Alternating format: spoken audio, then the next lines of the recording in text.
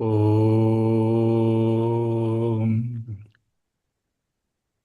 ఓం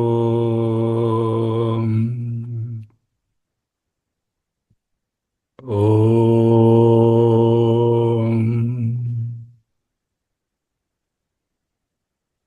స్థిర సుఖమాసనం.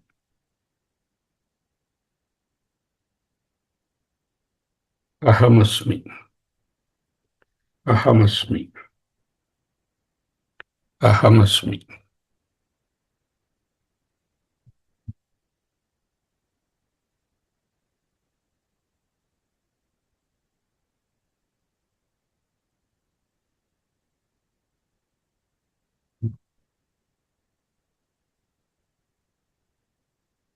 అహమస్మి. అహమస్మి.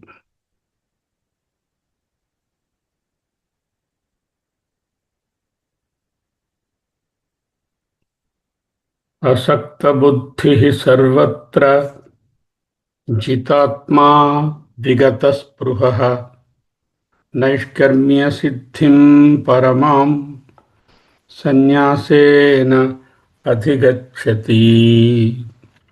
నైష్కర్మ్య సిద్ధి, పరమమైన నైష్కర్మ్య సిద్ధిని సన్యాసము ద్వారా ఎలా పొందుతాడు అని చెప్పారు.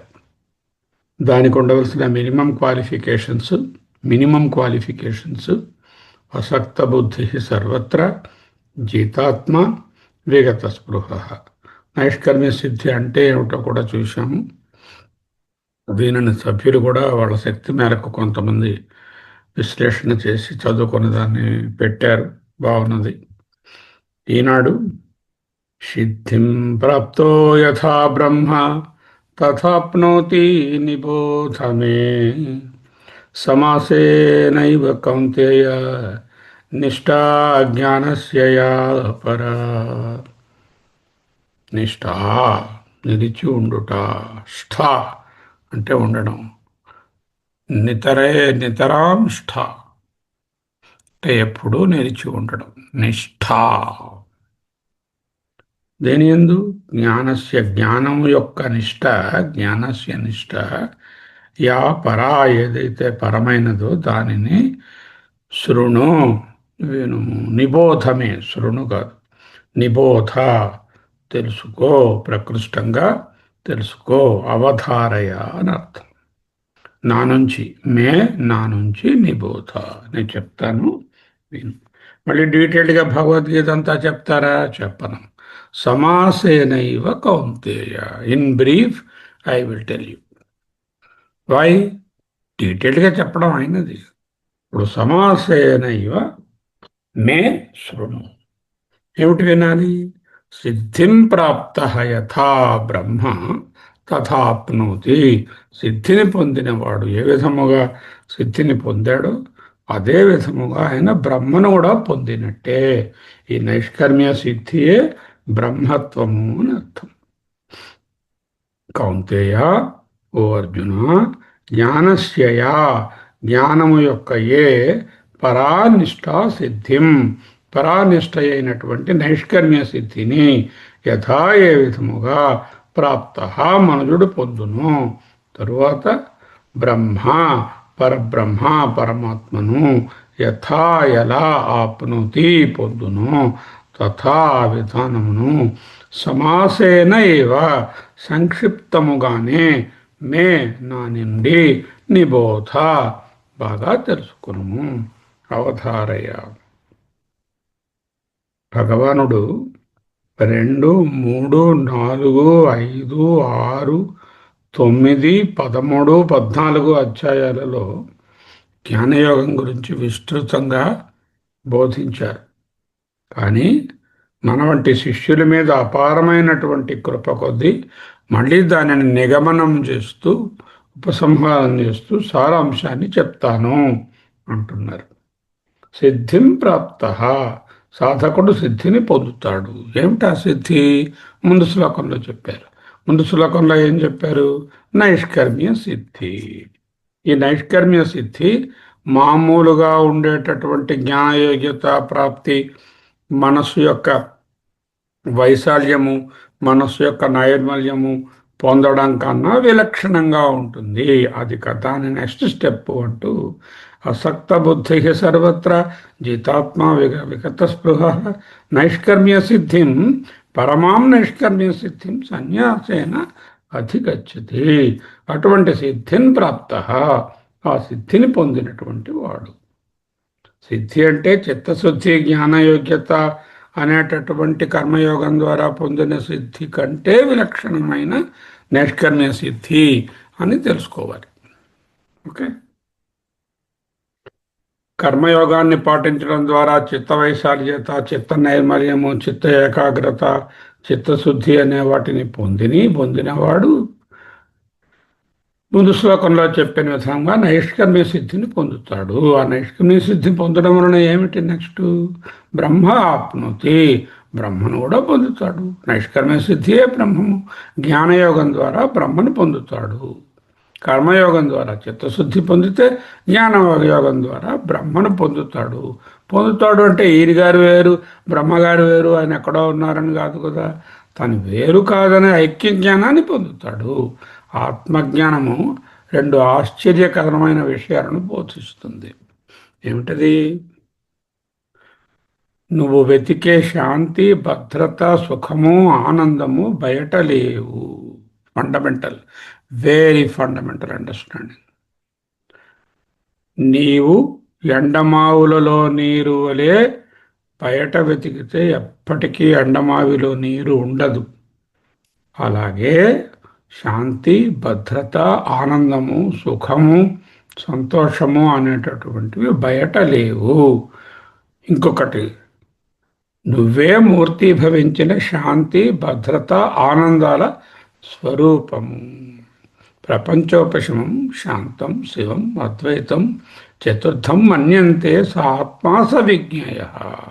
ఆ ప్రపంచోపశమమైన శాంతస్థితి, ఆ ప్రసాదం నీవే. జ్ఞానం పొందుతాడు. ఈ జ్ఞానం పొందడమే బ్రహ్మ ఆప్నోతి. జ్ఞాననిష్ట, జ్ఞానయోగంలో నిధిధ్యాసన చేయడం వలన తన పొందిన జ్ఞానం యొక్క నిష్టలో నిరంతరం నెలకొని ఉంటాడు. దీనినే జ్ఞాననిష్ట అంటున్నారు. అది పొందడానికి కొన్ని సాధనాలను చెప్పక్కర్లే.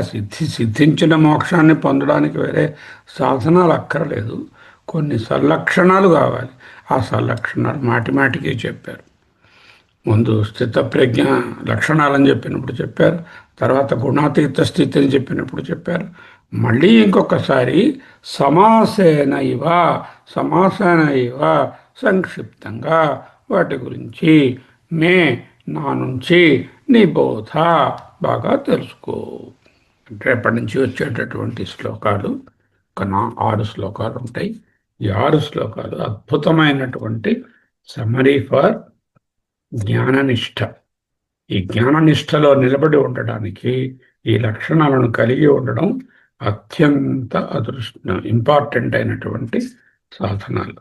ఆ సాధనాలను 55వ శ్లోకం వరకు విస్తృతంగా మనం రేపటి నుంచి తెలుసుకుంటాం. అయితే ఈనాడు ఏం చేస్తాం?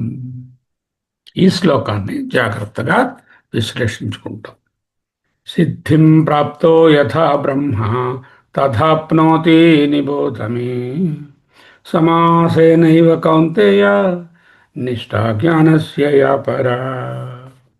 భాష్యం అంటున్నారు, సిద్ధిం ప్రాప్త స్వకర్మణ ఈశ్వరం సమ్యక్ అభ్యర్చ్య తత్ప్రసాదజాం కాయేంద్రియాణం జ్ఞాననిష్టాయోగ్యత లక్షణం ప్రాప్త. ఏం చేశారు? తన యొక్క కర్మల చేత కర్మయోగాన్ని ఈశ్వర సమ్యక్ అభ్యర్చ్య అంటే ఈశ్వర అర్పణ బుద్ధిగాను, ఈశ్వర ప్రసాద బుద్ధిగాను, తత్ప్రసాదజాం కాయ ఇంద్రియాణం శరీరము ఇంద్రియముల యందు జ్ఞానయోగ్యత ప్రాప్తి, జ్ఞానయోగ్యత లక్షణం ప్రాప్త. అది ఫస్ట్ స్టెప్. అటువంటి సిద్ధిని పొందినవాడు నైష్కర్మ్య సిద్ధిని పొందుతాడు అనేటటువంటిది సెకండ్ స్టెప్.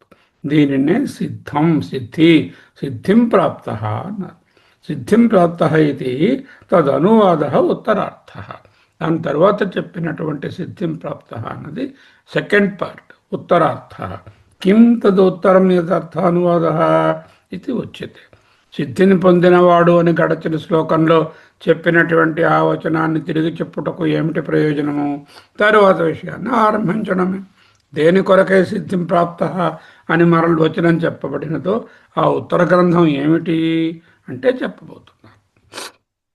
రెండు రకాల సిద్ధులు చెప్తున్నారు. మొదటి సిద్ధి చిత్తశుద్ధి, కర్మయోగం. రెండవ సిద్ధి జ్ఞాననిష్ట. ఈ జ్ఞాననిష్టయ నైష్కర్మ్య సిద్ధి. ఈ నైష్కర్మ్య సిద్ధి రెండవ సిద్ధిని పొందిన వారు బ్రహ్మయే అయిపోతారు, బ్రహ్మభావాన్ని పొందుతారు. బ్రహ్మ తథా ఆప్నోతి, యథా సిద్ధిం ప్రాప్త తథా బ్రహ్మ ఆప్నోతి. ఏ విధముగా సిద్ధిని పొందాడో ఆ విధముగానే బ్రహ్మను కూడా పొందుతాడు. యథా ఏన ప్రకారేణ అంటే ఆత్మజ్ఞాన నిష్ట అనే రూపంలో ఏ ప్రకారంగానైతే జ్ఞాననిష్టారూపేణ అంటే ఆత్మజ్ఞాన నిష్టలో బ్రహ్మ అంటే పరమాత్మానం ఆప్నోతి తథా ఆ పరమాత్మను పొందును, ఆ ప్రకారమును. తథా దానిని తం ప్రకారం, తథా అంటే తత్ప్రకారం. యథ అంటే ఏ ప్రకారంగా జ్ఞాననిష్టలో నిలిచి ఉన్నాడో యథ. దాని యొక్క రిఫ్లెక్సివ్ ప్రొనౌన్ తథా అంటే అదే విధముగా. తం ప్రకారం జ్ఞాననిష్టా ప్రాప్తి క్రమం, జ్ఞాననిష్టను పొందే క్రమమును అంటే ఈ కిందనున్నటువంటి ప్రవర్తన కానీ కలిగి ఉన్నట్లయితే నువ్వు జ్ఞాననిష్టలో నిలబడగలుగుతావు. జ్ఞాననిష్ట పొందేవు సరే, ఆ జ్ఞాననిష్ట జారిపోకూడదు కదా.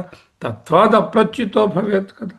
ఆ జ్ఞాననిష్టలో ఉండడానికి ఇప్పుడు చెప్పబోయే శ్లోకాలలో వచ్చేటటువంటి క్రమాన్ని, ఆత్మజ్ఞాన నిష్టను పొందే క్రమమును మే అంటే మమ వచనాత్ నా యొక్క బోధను బట్టి తెలియము. నిబోధ, నిబోధ అంటే బోధ అంటే తెలుసుకో. పిబా బోధ అంటే తెలుసుకో. పిబా పఠ అన్నట్టుగా ఒక ఇంపాషన్. తెలుసుకో. ఎలా తెలుసుకోవాలి? నిశ్చయంగా తెలుసుకో. నిబోధ త్వం నిశ్చయేన బోధ, నిశ్చయేన అవధారయ. విని ఊరుకోవడం కాదు, ఏకాగ్ర బుద్ధితో తెలుసుకుని అలాగే నీవు ప్రవర్తించు అని చెప్పడానికి నిబోధ అని వాడారు. నిబోధమే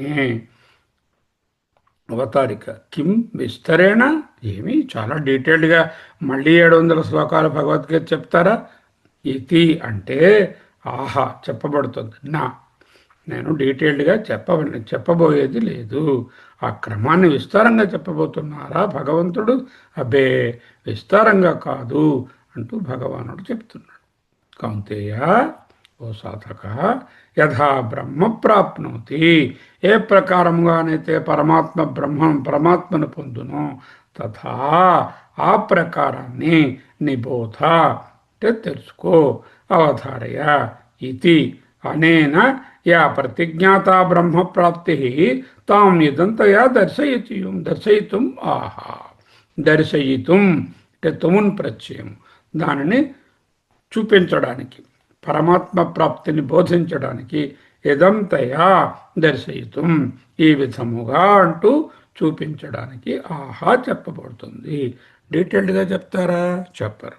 సమాసేన ఏవ, సంక్షేపేణ ఏవ, సంక్షేపంగానే మాత్రమే చెప్తాను. ఓ కుంతిపుత్ర, యథా తథా యథా బ్రహ్మ ప్రాప్నోతి తథా నిబోధయితి ఏ ప్రకారంగానైతే పరమాత్మను పొందునో ఆ ప్రకారాన్ని, తథా ఆ విషయాన్ని, ఆ క్రమాన్ని తెలుసుకో అని భగవానుడు ఏ పరమాత్మ ప్రాప్తి యొక్క ప్రతిజ్ఞ చేసినారో, యా ప్రతిజ్ఞాత బ్రహ్మప్రాప్తి ఏ పరమాత్మ ప్రాప్తి ప్రతిజ్ఞ చేయబడినదో, పరమాత్మ జ్ఞానం కలుగుతుంది, పరమాత్మ అవుతావు అని చెప్పారో తాం దానిని ఇదంతయా ఇదిగో ఇది బ్రహ్మప్రాప్తి అని చేత్తో చూపించినట్టుగా.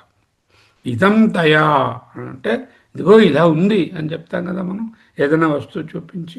అలాగే ఇదంతయా దర్శయితం అంటే బోధించుట కొరకై ఆహా భగవానుడు ఈ విధముగా చెప్తున్నారు. అహమస్మి అహమస్మి నిష్టా జ్ఞానస్య యా పరా ఇతి నిష్టా పరివసానం పరిసమాప్తి ఇది ఏతత్. నిష్టా జ్ఞానస్య జ్ఞానము యొక్క నిష్ట యా పరా ఏదైతే పర్యవసానమో, ఏదైతే పరాకాష్ఠ, ఏదైతే అల్టిమేటో, దీనిని మించినటువంటి నిష్ట మరొకటి ఏదీ లేదు. అదే జ్ఞానస్య యా నిష్ట యా సా పరా.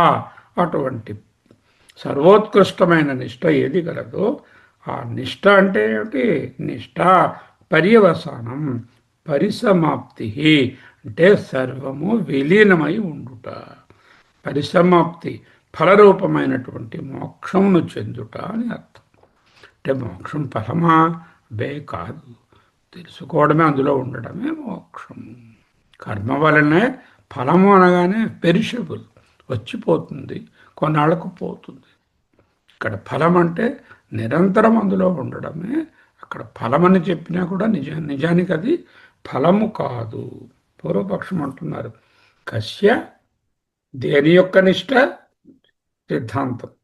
బ్రహ్మజ్ఞానస్య యా పరాస్ పరిసమాప్తి. ఆత్మజ్ఞానం యొక్క సర్వోత్కృష్టమైనటువంటి పరిసమాప్తి ఏది గలదో అది ఏ అంటున్నారు. కీదృశీసా, అది ఎలా ఉంటుంది ఆ నిష్ట? యాదృశం ఆత్మజ్ఞానం, ఆత్మజ్ఞానం ఏ విధంగా ఉంటుందో అలాగే ఉంటుంది. కీదృక్ ఆత్మజ్ఞానం, ఆత్మజ్ఞానం ఎలా ఉంటుంది? యాదృశ ఆత్మ, ఆత్మ ఎలా ఉంటుందో అలాగే ఉంటుంది ఆత్మజ్ఞానం. కీదృశ ఆత్మ, ఆత్మ ఎట్టిది? ఆయనే ప్రశ్నలు, ఆయనే సమాధానాలు. అయ్యా నిష్ఠ పరానిష్ట అంటున్నారు కదా, పరానిష్ట దేని యొక్క నిష్ట? ఆత్మజ్ఞానం యొక్క సర్వోత్కృష్టమైన పరిసమాప్తి ఏది గలదో దాని యొక్క నిష్ట.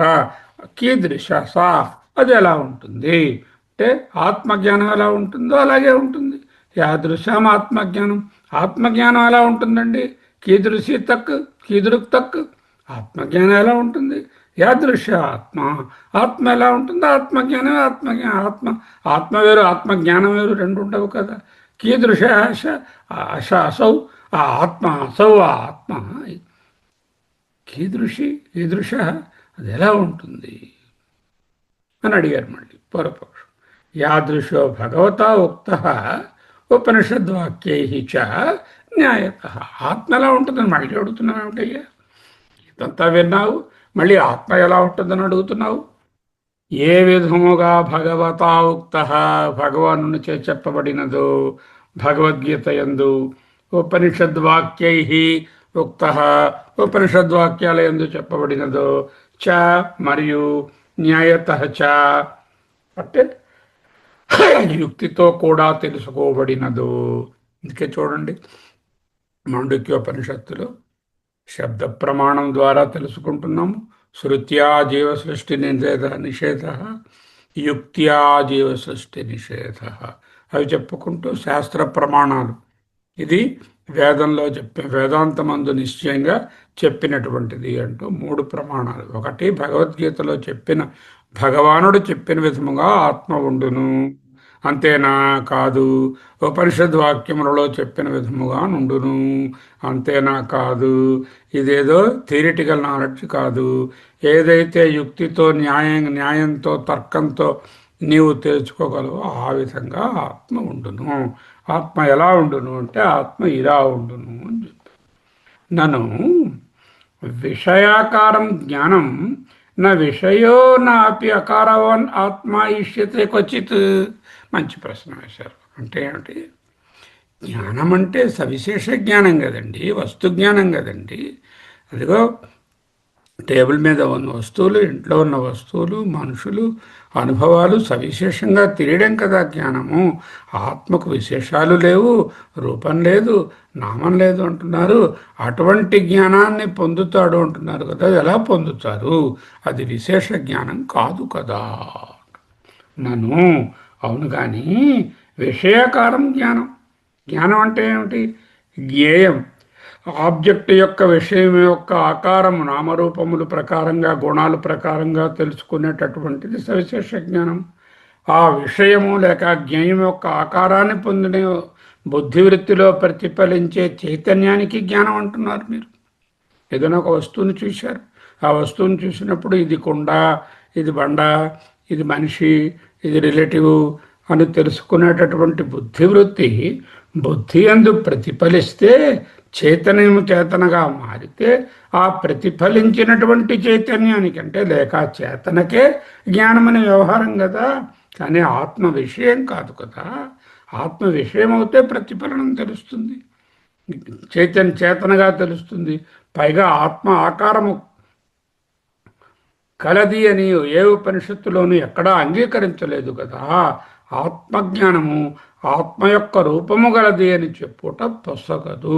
ఏ విధంగా ఉంటుంది అంటే ఆత్మ ఎలా ఉంటుందో అలా ఉంటుంది అన్నారు మీరు. ఆత్మ ఎలా ఉంటుంది అంటే ఇలా ఉంటుంది అని ఎలా చెప్తారు? ఉపనిషత్తులలో చెప్పినట్టుగా ఆత్మ ఇలా ఉంటుంది అని చెప్పడానికి లేదు కదా. అంతేకాకుండా సవిశేష జ్ఞానం అవుతే ఈ రూపములో, ఈ నామములో, ఈ సమయంలో, ఈ ప్లేసులో దేశకాల వస్తు పరిచ్ఛిన్నతంగా విషయ జ్ఞానం కలుగుతుంది.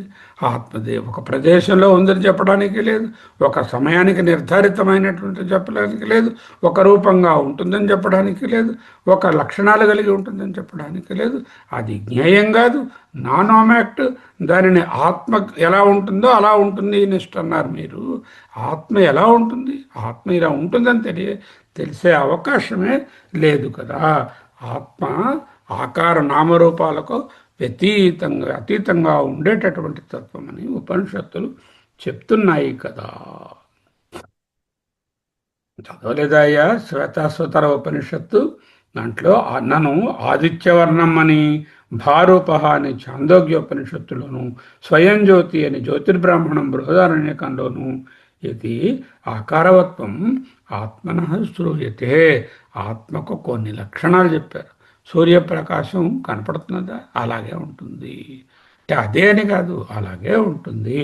భారూప స్వప్రకాశమైనటువంటి రూపము, స్వయం జ్యోతి స్వయం ప్రకాశము.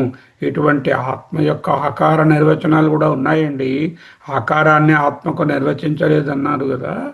ఇటువంటి ఆకారాలకు ఏమిటంటే ఇది సవిశేష జ్ఞానము కాదు. ఈ విధంగా ఈ భాష్యము చాలా దూరం కొనసాగుతుంది. మళ్ళీ ఒక 5 పేజీలు ఉన్నది ఈ భాష్యం. అయితే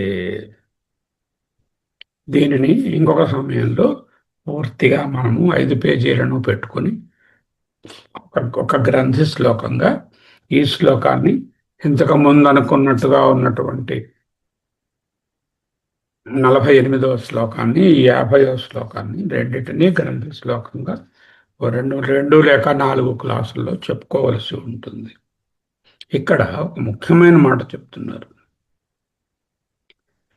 కేచిత్ పండితం మన్యమానాః నిరాకారత్వాత్ ఆత్మవస్తున ఉపైతి బుద్ధి అతః దుస్సాధ్యా సమ్యజ్ఞాననిష్ట ఇతి అని పూర్వపక్షం. తాము పండితులమనే భ్రమపడే సగుణోపాసకులు కొందరైతే ఆత్మవస్తు ఆకారము లేనిది కనుక దానిని బుద్ధి చేరుకోలేదని, కావున పరమార్థముగా ఆత్మజ్ఞానమునందు నిష్ఠను సంపాదించుట పొసగదని చెప్తున్నారు. కొందరు పండితం మన్యమానా అంటే తామే విద్వాంసులు, పండితులను, ధీరులు అని భ్రమపడే సగుణోపాసకులు కొందరు ఆత్మవస్తు ఆకారం లేనిది కనుక దానిని బుద్ధి చేరుకోలేదు. ఇది ఉపనిషత్తే చెప్పింది. యతో వాచో నివర్తంతే అప్రాప్య మనసా సహా. కాబట్టి పరమార్థమైన ఆత్మజ్ఞానం లేదు అని కొందరు ఉన్నా దాన్ని సంపాదించుకోలేము, పుణ్యాన్ని సంపాదించి స్వర్గానికి పోదాము. 2 రకాల వాదులు, శూన్యవాదులు. ఆత్మ నిరాకారము, నిర్గుణము, నిరవయవము, అనుభవానికి దొరకదు, నానోమాక్ట్ అని చెప్పేశారు. కాబట్టి ఆత్మ లేదు, జీరో, శూన్యం. ఒక టైప్ ఆఫ్. ఇంకొకడు ఆత్మ ఎప్పుడైతే మీరు నిరాకారము, నిర్గుణము, నిరంజనం అన్నారో అది బుద్ధికి విషయం కాదు, బుద్ధిలో తెలియదు. కాబట్టి ఆత్మను తెలుసుకుని ఆత్మలో ఉండేటటువంటి అవకాశమే లేదు. కాబట్టి కర్మలు గట్టిగా చేసుకుందాం, బాగా పుణ్యం సంపాదించుకుందాం, రంభగారితో డ్యాన్స్ చేద్దాం, అడుపమంటే మళ్ళీ ఇంటికి వచ్చేద్దాం అంటున్నారు కొందరు అన్నారు. సత్యం, నువ్వు చెప్పింది నిదార్థమే. ఎవరికి యథార్థము? ఏవం గురు సంప్రదాయ రహితానాం అశ్రుత వేదాంతానాం అత్యంత బహిర్విషయాసక్త బుద్ధీనాం సమ్యక్ ప్రమాణేషు అకృత శ్రమాణం. నువ్వు చెప్పినటువంటిది నిశ్చయమే, యథార్థమే.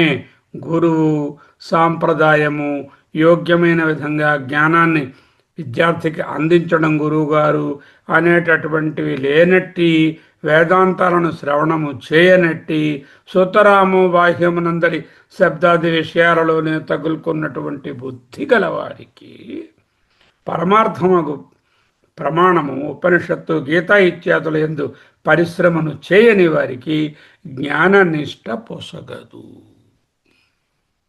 నీవు చెప్పింది కరెక్టే. జ్ఞానము ఆత్మరూపమైనటువంటి జ్ఞాననిష్టలో ఉండడము, ఆత్మను తన స్వరూపంగా తెలుసుకోవడం పొసగదు. ఎందుకు? అది ఆబ్జెక్ట్ కాదని చెప్పావు కదా. అది ఎటువంటి వారికి అది? ఏవం సత్యం ఏవం, నువ్వు చెప్పిందంతా నిజమే. కానీ ఎవరికి? గురు సంప్రదాయ రహితానాం, గురువు సంప్రదాయము అనే వాటిని అనుష్ఠించి యోగ్యమైన విధంగా జ్ఞానాన్ని పొందలేనివాడు, అశ్రుత వేదాంతానాం, వేదాంతాన్ని శ్రవణ మననములు చేయనివాడు, అత్యంత బహిర్విషయాసక్త బుద్ధీనాం, 24 గంటలు బాహ్య విషయాలయందే శబ్దాది విషయములయందు తగులుకున్నటువంటి మనోబుద్ధులు కలిగి ఉన్నవాడు, సమ్యక్ ప్రమాణేషు అకృత శ్రమాణం, అంటే సమర్థమైనటువంటి ప్రమాణములైన ఉపనిషత్తులు, గీత, బ్రహ్మసూత్రాలు, ప్రస్థానత్రయము ఇత్యాదుల యందు పరిశ్రమ చేయక తనకు తానే ఏదో తెలుసుననుకునేవాడికి జ్ఞాననిష్ట అసాధ్యం, కుదరదు.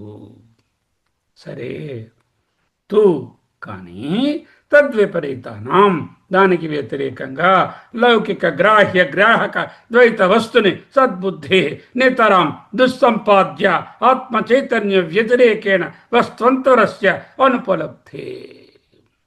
పైన చెప్పిన దానికి భిన్నంగా గురువు సాంప్రదాయము గలవారై వేదాంత శ్రవణ మననాలు చేస్తూ అంతర్ముఖులైన వారికి లోక ప్రసిద్ధమైన జ్ఞేయము జ్ఞాత అనే భేద ప్రపంచమునందు ఇది యథార్థము అనే బుద్ధి సుతరాము సంపాదించుట శక్యము కానిదే. ఎందుకంటే వారి దర్శనంలో ఆత్మ చైతన్యం కంటే వేరుగా ఇంకొక వస్తువు లేదు. వాడు సవిశేష జ్ఞానంగా ఆత్మను తెలుసుకోరు, నిర్విశేష స్వరూప ఆత్మగానే తెలుసుకుంటారు. ఆత్మ కంటే భిన్నంగా ఏదీ లేదు అనే ఈ దర్శనమే యథార్థమని చెప్తున్నారు. ఈ విధంగా ద్వైత దర్శనాలను, శూన్యవాదాన్ని ఖండిస్తూ ఈ భాష్యం విస్తృతంగా ఉంటుంది. సరే, సా ఇయం జ్ఞానస్య పరానిష్ట ఉచ్యతే కథం కార్యా. సా ఇయం అంటే ఈ జ్ఞానము యొక్క పరానిష్ట, సర్వోత్కృష్టమైన నిష్ట అని చెప్పబడుతున్నది కదా. పరానిష్ట ఉచ్యతే కథం కార్య, అటువంటి నిష్ట యందు ఏ విధముగా ఉండవలెను అన్నచో రాబోయే శ్లోకాలు 51, 52 ఒక జంట, 53, 54 ఒక జంట, 55, 56 ఒక జంట. ఈ 3 క్లాసులుగా చూస్తాం. ఇంకా ఉంది 57, 58 మరొక జంట, 59, 60 మరొక జంట. అలా 5-6 క్లాసులలో వెళ్తాం ముందుకి. చూద్దాం. అహమస్మి అహమస్మి అహమస్మి అహమస్మి అహమస్మి అహమస్మి అహమస్మి సోహం సోహం సోహం సోహం సోహం సోహం పూర్ణబోధోహం సదానందపూర్ణబోధోహం ప్రత్యగాత్మాహం సత్యఘనోహం నిత్యోహం అభయోహం అద్వితీయోహం సాక్షిమాత్రోహం ప్రగలిత పక్షపాతోహం మోక్షస్వరూపోహం ఓంకారగమ్యోహం సూక్ష్మోహం స్వప్రకాశోహం నిష్ప్రపంచోహం అప్రమేయోహం అచలోహం అకాలోహం అజరోహం